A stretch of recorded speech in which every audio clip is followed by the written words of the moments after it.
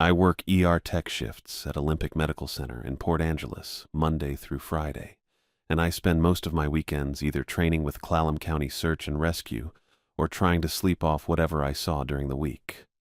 Those two things probably sound like they'd cancel each other out.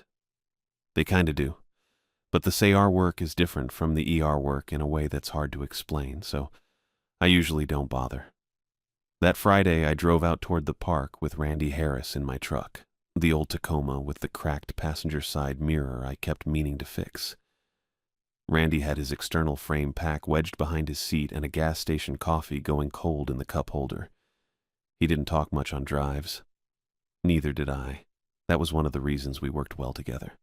Randy's 29, built like a guy who played high school football and never stopped working out. Sandy hair under a gray beanie, pale eyes, the kind of face that looks calm even when it isn't. He's the most serious person I know in the field. Not grim exactly, just focused. Some SAR volunteers use dark humor to get through hard call-outs. Randy doesn't. He just works. That was always fine with me. We parked in the lot near the Spruce Railroad Trail trailhead around 3 in the afternoon. Lake Crescent was right there, the water gray and flat under the cloud cover, and you could already smell the rain coming. Not raining yet, but close. The strait had been pushing weather inland all week according to the forecast, and from where we stood you could see the ceiling dropping over the ridge to the north. Jasmine Lee was waiting near the ranger station, which is really just a small outbuilding at the edge of the lot. I'd worked call-outs with Jasmine before. She's a duty ranger, been stationed out here a few years, and she runs briefings the way I run triage. Quick, clear, no extra words. She had her rain jacket on already and her braid tucked under her flat-brimmed hat. "Glad you're here," she said. That was her version of a greeting. She pulled out a printed permit form and a topo map with a site marked in pencil. The missing person was a David Austin, 44, solo backpacker from Tacoma. He'd come in on a 3-day backcountry permit, campsite near Barnes Creek, and he was supposed to check out Thursday morning. That was over 30 hours ago. His car was still in the lot. She pointed at a gray Subaru Outback at the far end. And he hadn't called in, hadn't answered a ranger check at the trailhead. Nothing. "Weather's moving faster than projected," Jasmine said. "You've got maybe 4 hours of usable daylight. Probably less once it opens up." I looked at the topo. Barnes Creek campsite was maybe 3 miles in, nothing technical, a straightforward, out and back on maintained trail. Jasmine mentioned the old rail tunnels along the route. The Spruce Railroad Trail runs through a couple of them, short ones, maybe 60 meters each. The tunnels are fine. They're just tunnels. The plan was simple. Hike in, find David Austin, hike him out or call for extraction depending on condition. 3 miles. Known terrain before dark. I'd done harder call-outs in worse weather. I wasn't worried. Randy and I geared up in the parking lot. I checked my first aid kit, clipped my rescue whistle to my vest, stuffed my rain shell into the top of my pack. Randy was already shouldering his frame pack, adjusting the straps without looking, just doing it by feel the way you do after a few hundred times. Jasmine gave us her radio frequency and her cell number and told us to check in when we reached the campsite. "Watch for the weather," she said. "Always do," Randy said. We headed out. The trail along the lake is actually nice. I don't usually notice that kind of thing, but the Spruce Railroad Trail is flat, well-maintained, runs right along the north shore of Lake Crescent, through second-growth fir and cedar. Old rail bed underneath it all, converted after the timber operations shut down. In decent conditions, it's a pleasant walk. The conditions weren't great, but they weren't bad yet either, just overcast and cool, the lake surface starting to texture up with the wind. We moved at a solid pace. Randy said it and I matched him. Neither of us talked much. I was thinking about the permit, running through the basics. Solo camper, 3 days in, no checkout. Most of the time that's a twisted ankle, or a dead phone battery, or a guy who just lost track of time. Sometimes it's a cardiac event, occasionally it's something else. I wasn't going to the dark place on it yet. I'd been doing this long enough to know the boring explanation is usually right. We'd been on the trail about 40 minutes when I saw it. The gravel section just before the first tunnel entrance, where the trail widens and runoff from the slope above comes down across the path. The wet gravel holds impressions well. There were boot prints already, regular ones, recent, probably hikers from earlier in the week. But there was one print that stopped me. Wide. Roughly the span of a large hand, maybe wider. 5 blunt marks at the top, not tapered like fingers, just blunt and pressed flat. And behind them, a drag smear, long and deliberate, like whatever made the marks had pushed down hard, dragged, and then risen up off the ground. Like something had been on all fours and then stood. I crouched next to it. Randy stopped behind me. "Bear?" he said. I looked at it for a second. The edges were too clean. Bears smear and blur, especially in loose gravel. They also don't leave 5 forward-facing blunt points. The drag smear had real direction to it. And the weight behind the impression was genuine. Whatever made that print pressed down hard enough to displace the gravel in a clear, even ring. "Maybe," I said. I didn't say what else I was thinking. I figured it was probably nothing. A prank, some weird natural impression, a boot print that had distorted in the wet. People leave strange marks. I've seen weirder things explained away before. The print led toward the tunnel. I stood up and looked at the entrance maybe 30 meters ahead. Stone-framed opening. Dark inside. The kind of dark a headlamp cuts through no problem. I'd walked that tunnel before on training runs. It was nothing. Just an old rail tunnel. Randy was quiet for a moment. Then, "We going in?" "We've got a missing camper," I said. That was the answer to that. We'd been trained to assess and continue unless there was a clear and specific safety reason to abort. One unusual print in wet gravel wasn't that. We had a man who'd been out of contact for over 30 hours with a storm bearing down on the ridge. Leaving wasn't the call. It was never the first call. I clicked on my headlamp. Randy clicked on his. We went into the tunnel. The air changed immediately. Cooler, damp, that stone and old wood smell. Our footsteps went flat against the walls. I kept my light ahead and kept moving. The tunnel was about 400 meters, give or take. I know that because I looked it up afterward. At the time, it just felt long. We were maybe halfway through when Randy said quietly, "Footsteps." Not a question, just that word. I stopped. He stopped. And the footsteps, which I hadn't consciously registered until he named them, stopped too. Same beat, same pause. Like whatever was behind us had been pacing us exactly and decided to mirror the change. I stood there, counted to 3, turned around and swept my headlamp back the way we'd come. Missed. The tunnel curved slightly to the left, so I couldn't see the entrance anymore. Just wet stone walls and my beam catching the moisture in the air, and the old rail tracks running back into nothing. No person, no animal, no shape I could point to and say, "That's the thing that made that sound." I stood there longer than I probably should have. "Bear?" Randy said. "Maybe," I said. We both knew that wasn't right. Bears don't stop when you stop. They don't match your cadence step for step, and then freeze when you freeze. That's not bear behavior. I know bear behavior. I've done wilderness first aid courses and SAR training in this park specifically, and I've pulled 2 people out of situations involving black bears in the last 4 years. Bears are loud and reactive, and they don't do that.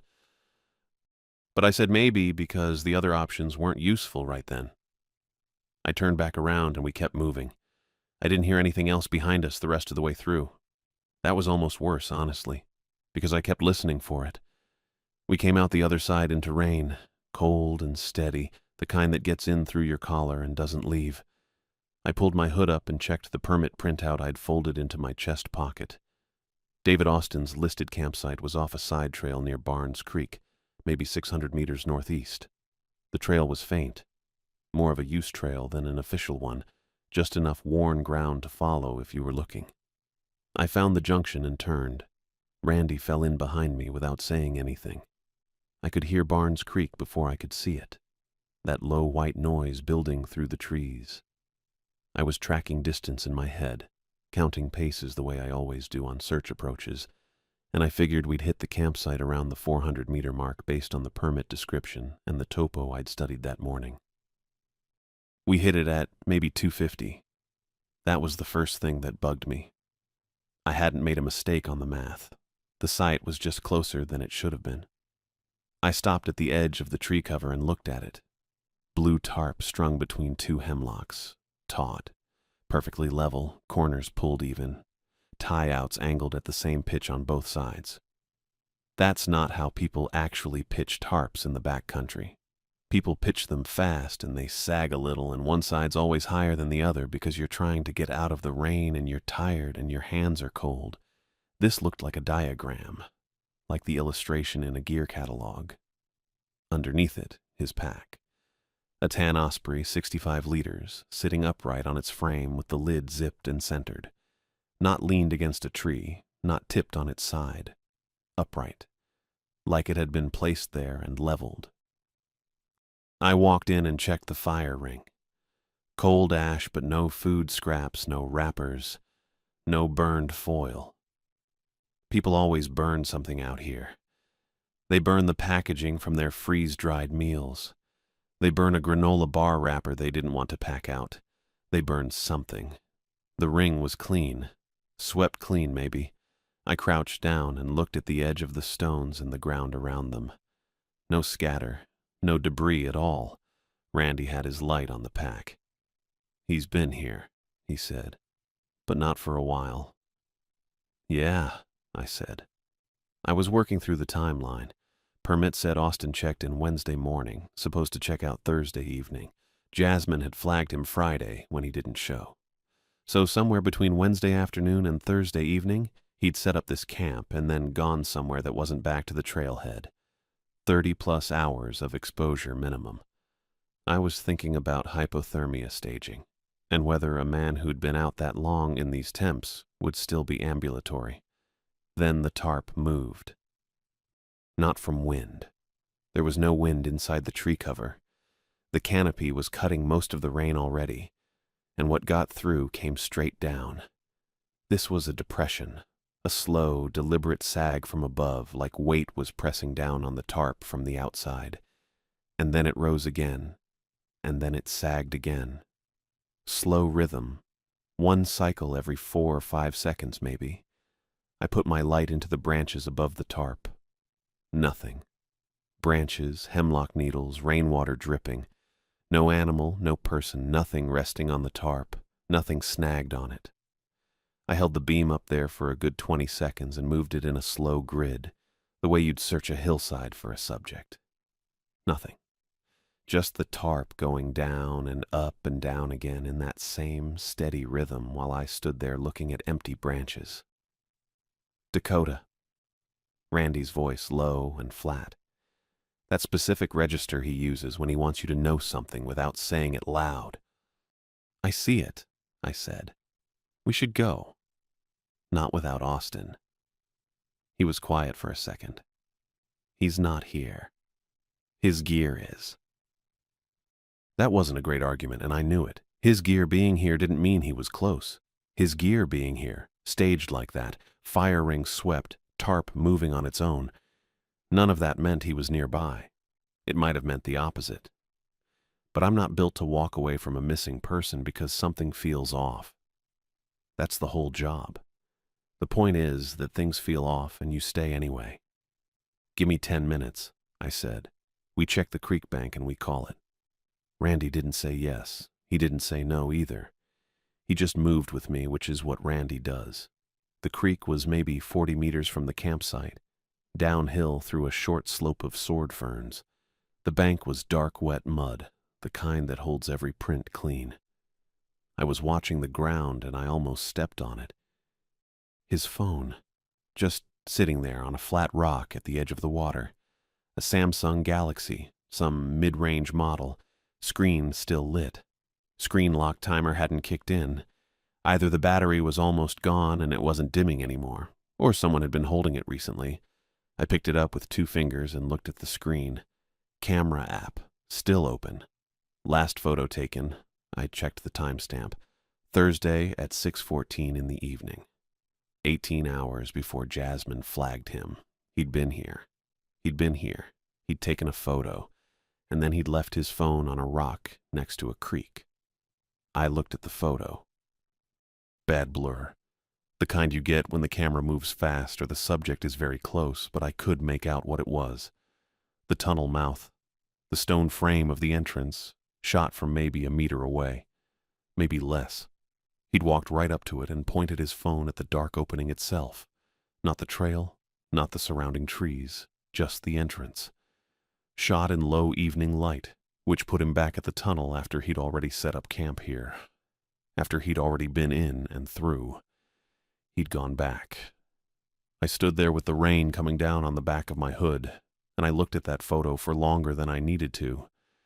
I was building the sequence in my head, and I didn't like how it built. We'd come from the trailhead through the tunnel, northeast to the campsite. That was the logical route. The obvious one. I'd assumed Austin had set up here, gone exploring, gotten turned around or hurt. The usual story. But the timestamp put him at the tunnel entrance, Thursday evening. He'd already been at this camp. He'd packed up his gear, staged it, and gone back to the tunnel on his own. Or something had brought him back. And he'd gotten close enough to photograph the entrance from arm's length in low light, and then he'd left his phone on a rock and disappeared. I looked up at Randy. He'd seen the photo over my shoulder. He wasn't lost out here, I said. Randy looked at the creek. No, he said. He wasn't.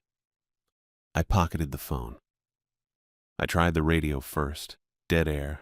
Not static, just nothing, like the unit had forgotten its purpose. I checked my phone next, already knowing. No bars, not one. I held it up like that would help. It didn't. Radio's out, I said. Mine too. Randy had already checked his. The Barnes Creek drainage does that in a storm. The ridge to the north cuts the signal, and the trees take care of the rest. I'd had 1 bar coming in, and apparently that was it. Our only route back to the trailhead was the way we'd come, which meant going back through the tunnel. I didn't say it right away. I think I was waiting for Randy to come up with a different option. He didn't. We go back through, he said.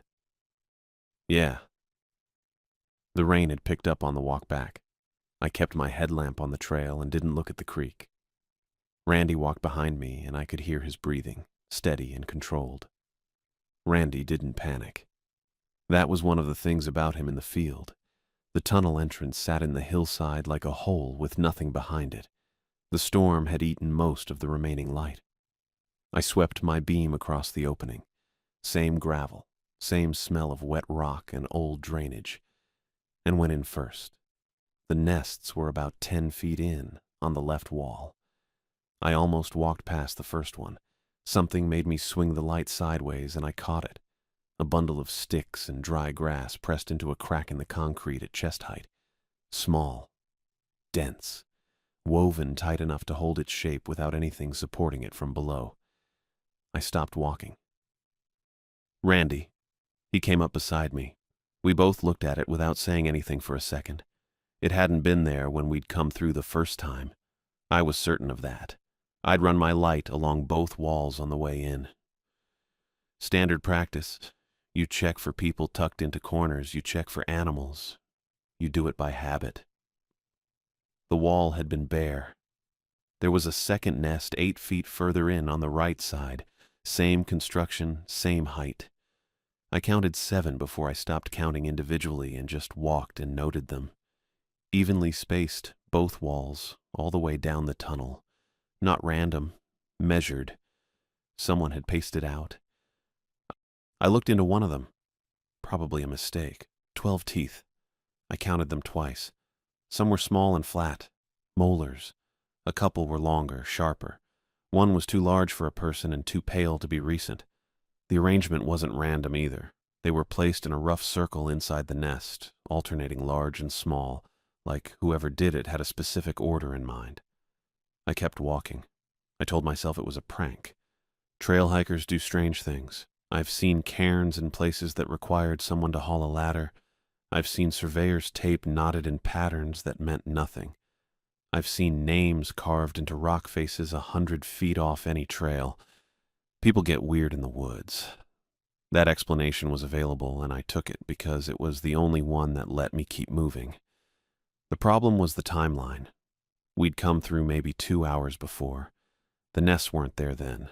2 hours isn't enough time to build 14 stick nests, source and arrange exactly 12 teeth per nest, space them evenly down 300 feet of tunnel.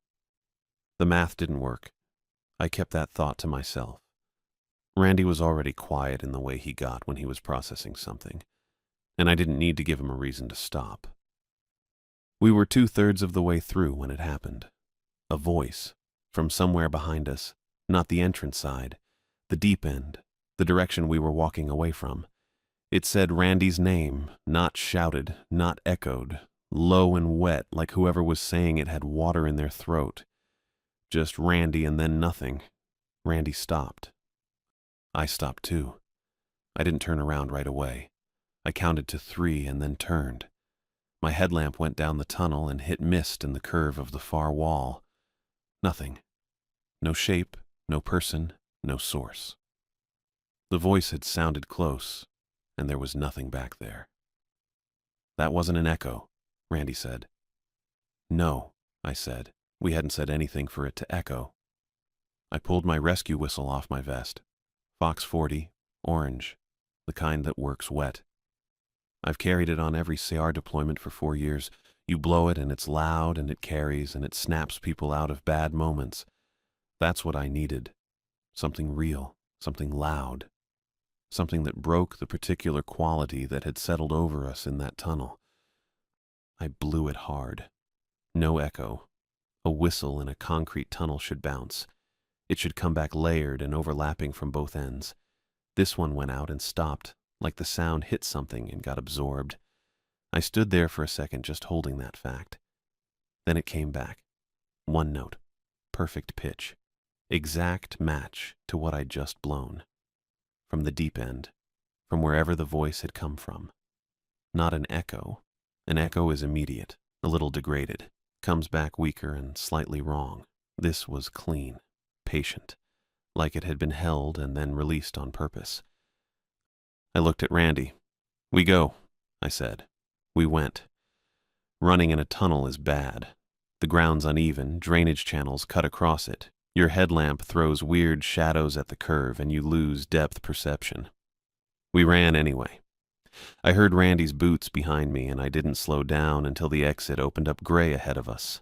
We came out into rain and I ran another 20 feet before I stopped and turned. The entrance sat quiet. Nothing behind us. Randy bent forward with his hands on his knees.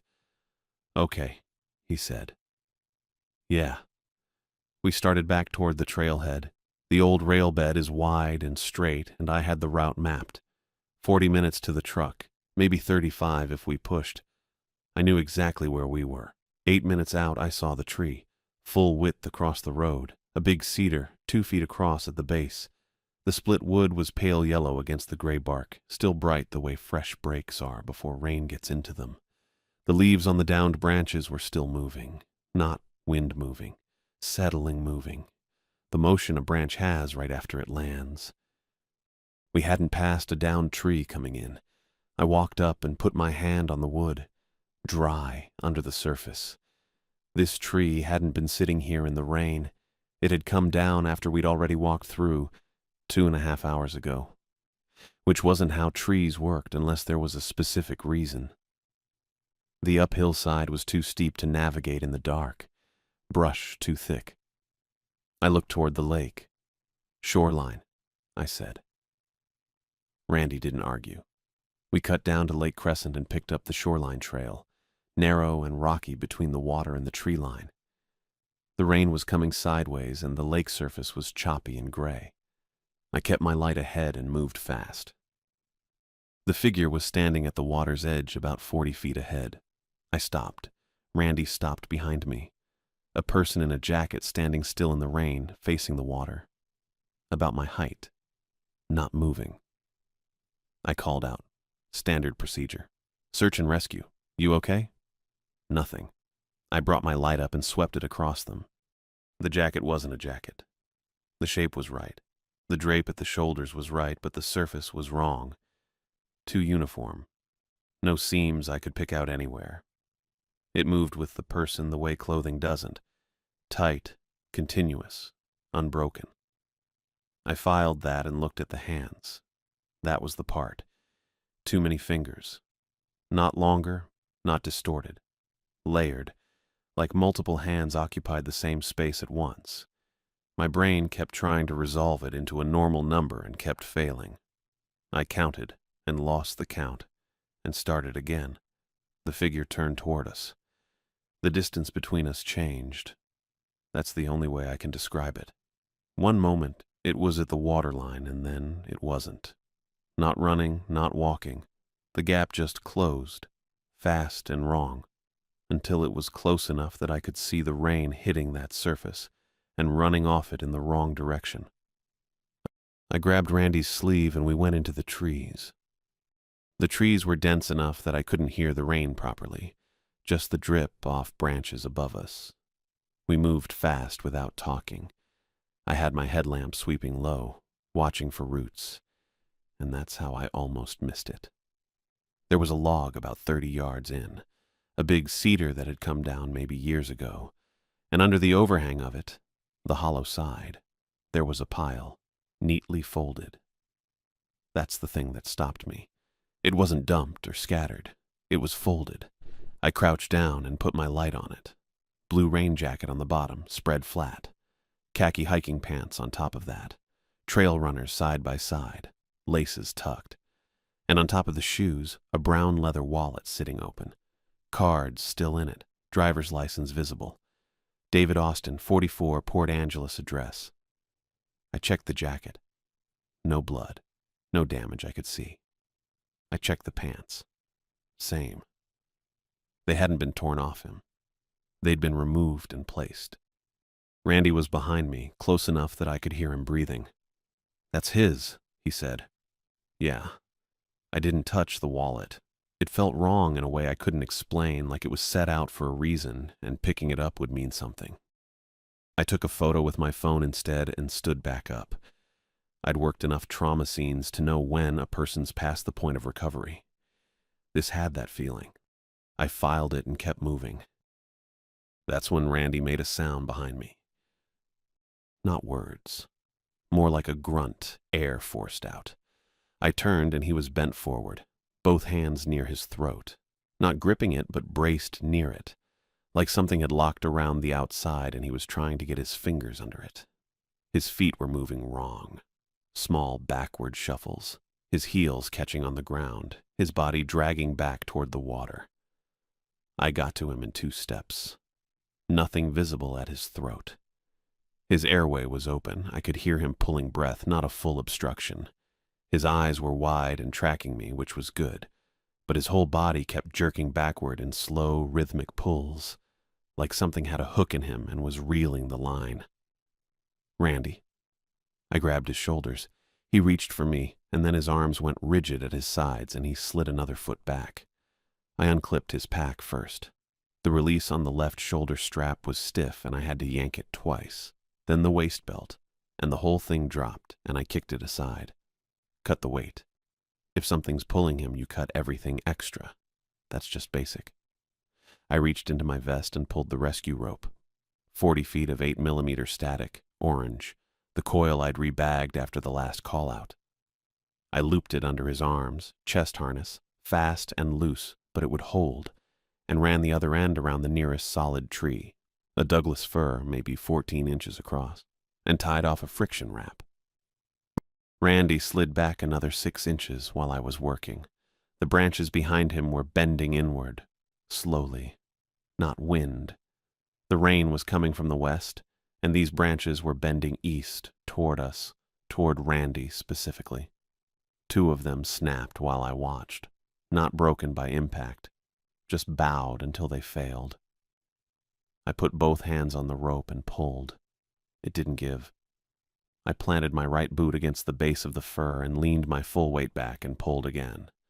The rope cut into my palms through the gloves, the inner lining compressing. Randy's heels dragged another inch and then stopped. I kept pulling. My arms were shaking by the 3rd minute.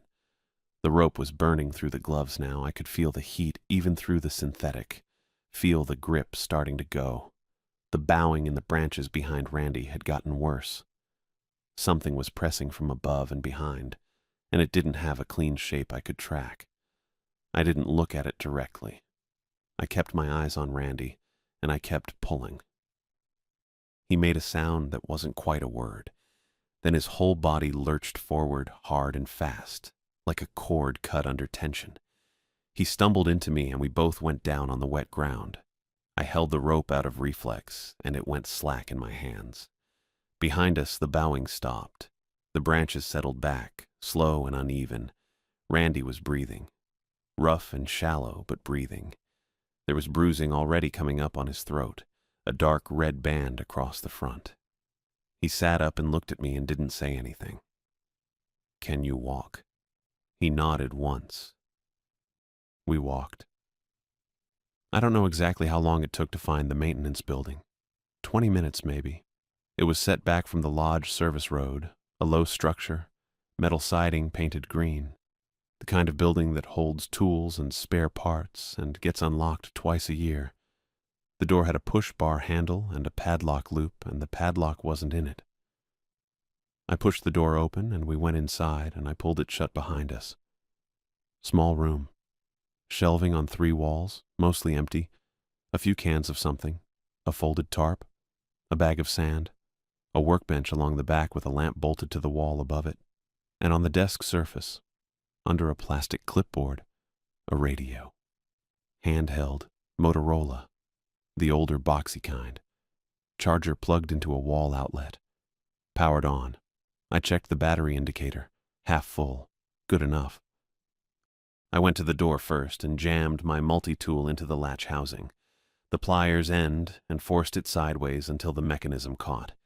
Then I got the shelving unit nearest the entrance. Metal, maybe 60 pounds, mostly empty, and dragged it across the concrete floor until it was flush against the push bar. Randy helped without me asking. He could move. That was enough. I picked up the radio. Channel 9 first, standard distress frequency. I keyed the transmit button and said my name, our location, request for immediate assistance. Kept it clean and short, the way dispatch prefers. Let go of the button and waited. Static. Then my own voice came back. Exact words. Exact cadence. Same flat tone I'd used, just on a delay. Maybe 2 seconds, like someone had recorded it and hit play almost immediately. I keyed the button again. Search and rescue. This is Dakota Diaz. I need... My first message came back before I'd finished the second one. Verbatim. Overlapping. Then the second message followed right behind it on the same delay, layering over the start of a 3rd transmission I hadn't sent yet. I set the radio down on the workbench. Randy was watching me from across the room. He didn't ask what that was. He'd heard it fine. The window on the south wall had 9 panes, the kind with thin aluminum strips between them. I'd clocked it when we first came in. Now every pane had something pressed against it from outside. Hands. Or what looked like hands. Palm flat against the glass, fingers spread. Except there were too many layers. Not more fingers. More hands. Stacked over each other, each one pressing down on the one beneath it. The glass had gone completely dark with them. Not dark like night. Dark like something had filled the space where night should be. Randy didn't move. I didn't either, for about 2 seconds. Then I went for the flare kit on the shelf by the door, a box of 4 road flares. I took one, cracked the cap, and struck it. Red, bright. That particular sharp smell of sulfur and burning compound that hits you in the sinuses. I held it up toward the window. The hands pulled back, all at once, same speed like they were on the same body, which maybe they were. The glass was empty, just rain and dark outside, water running down in thin lines. Randy exhaled behind me. I was still holding the flare when it went out. Not faded, not sputtered, just out, like someone had closed a fist around it. The compound was still warm, still smoking a little, but it was done. That took maybe 4 seconds. I stood there with a dead flare in my hand. I'm an ER tech. I've used road flares on accident scenes, on trail markers, on night extractions. They burn 15 to 20 minutes minimum. I've never seen one go dark like that. Not once. So I ran it back.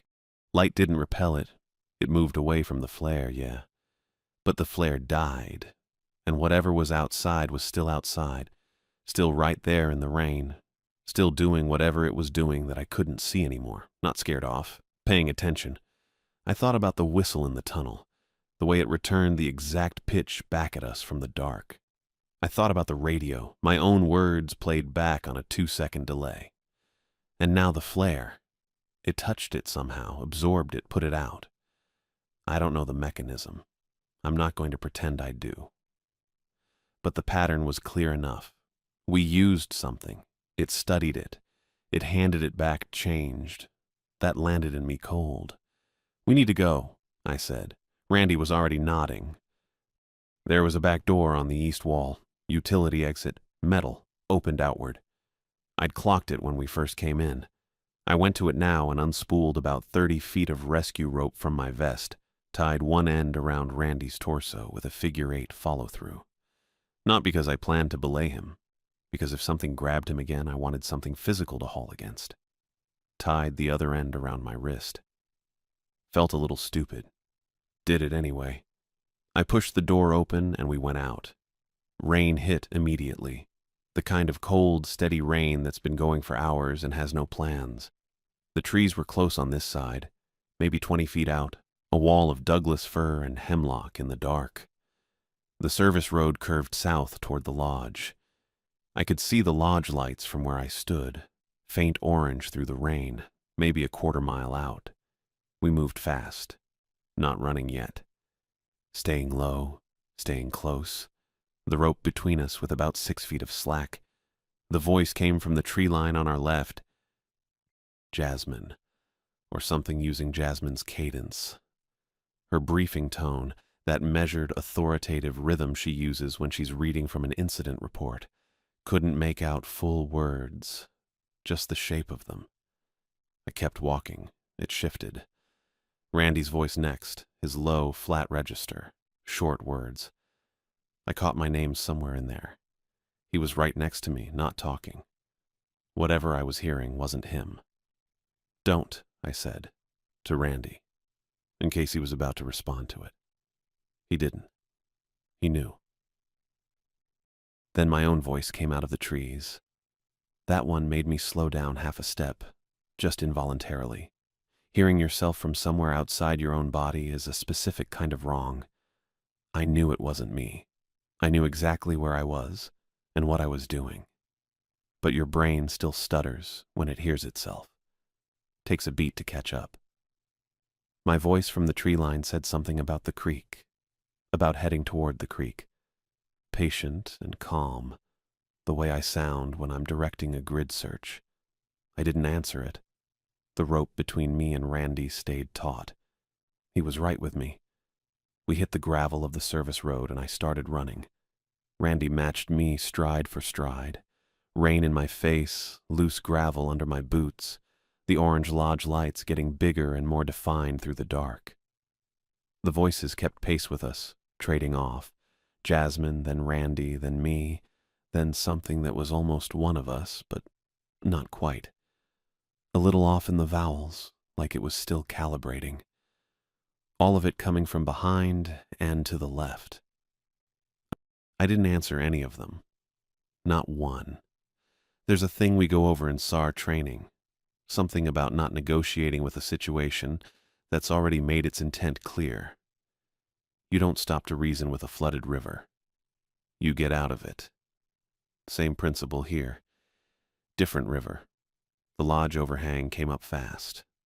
Covered parking area, exterior lights on, that yellow-white wash of incandescent bulbs under the canopy. Two couples near the entrance with rolling luggage. A man in a flannel jacket smoking near the side wall. Normal people doing normal things in the rain.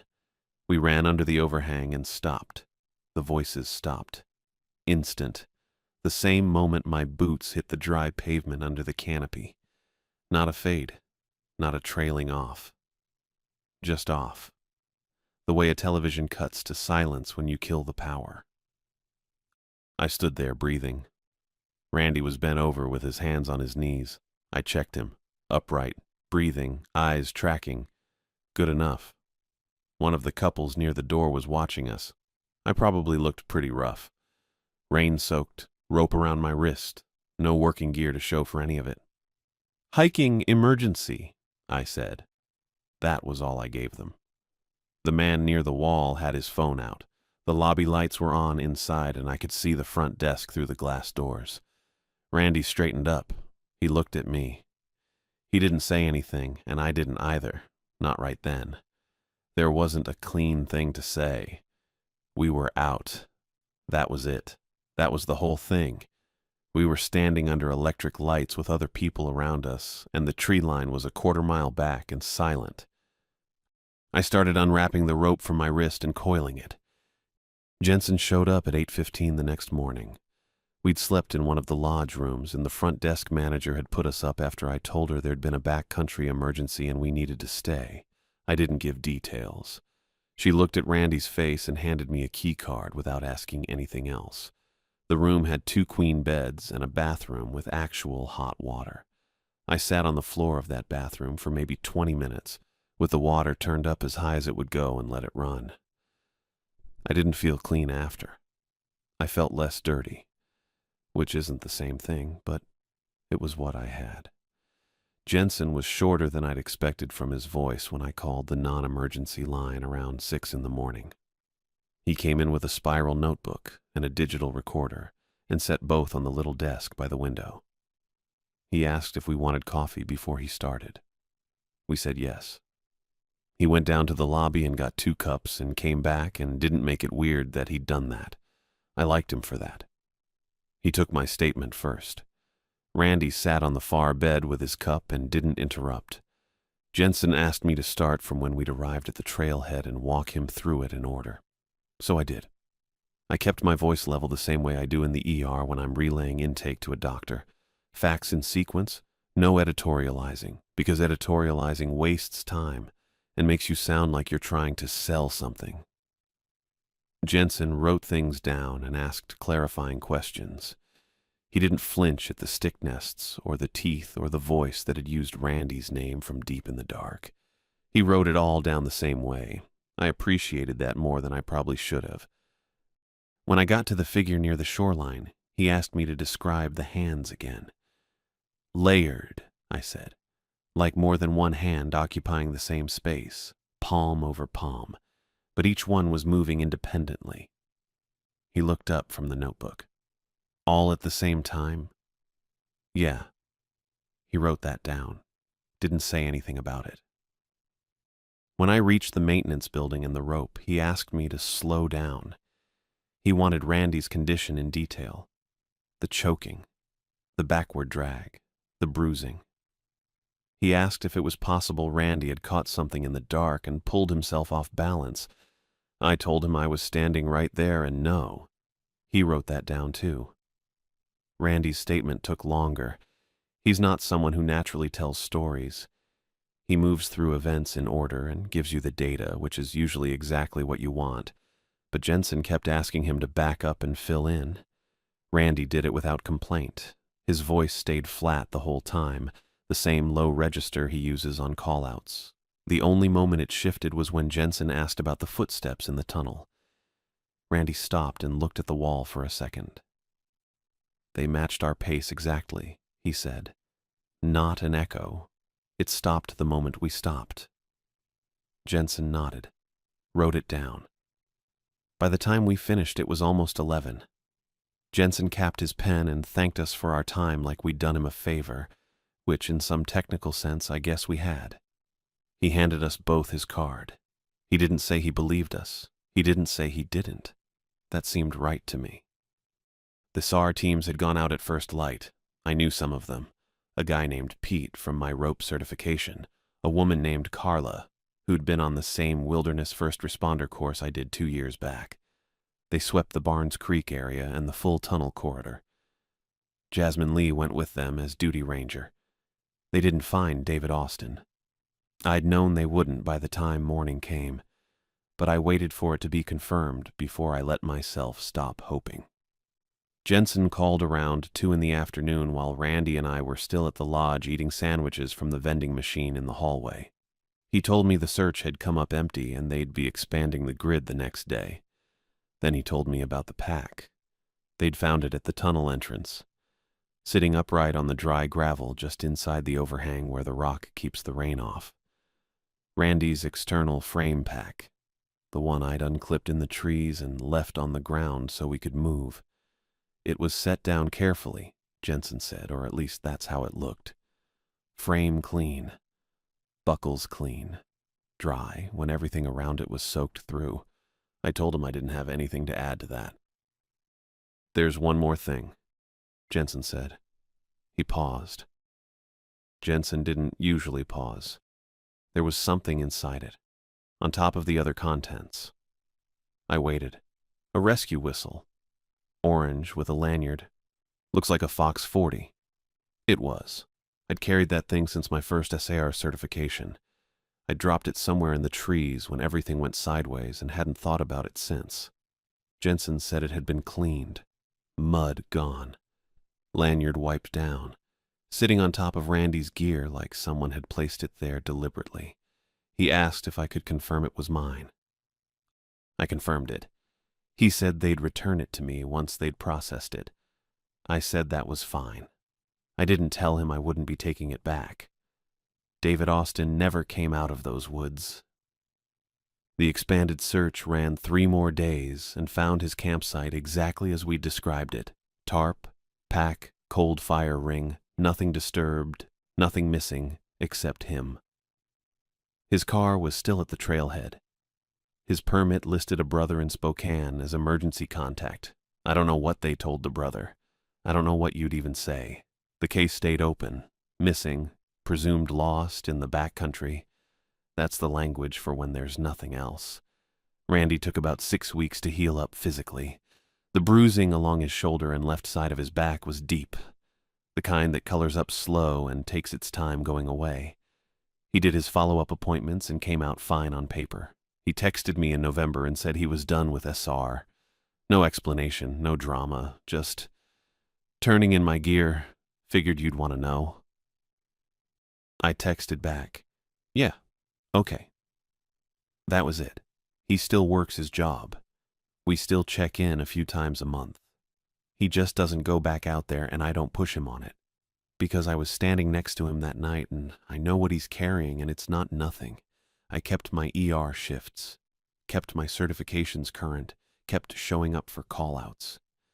There's probably a version of me that should have taken some time, talked to someone, processed the whole thing properly. That version maybe makes better choices.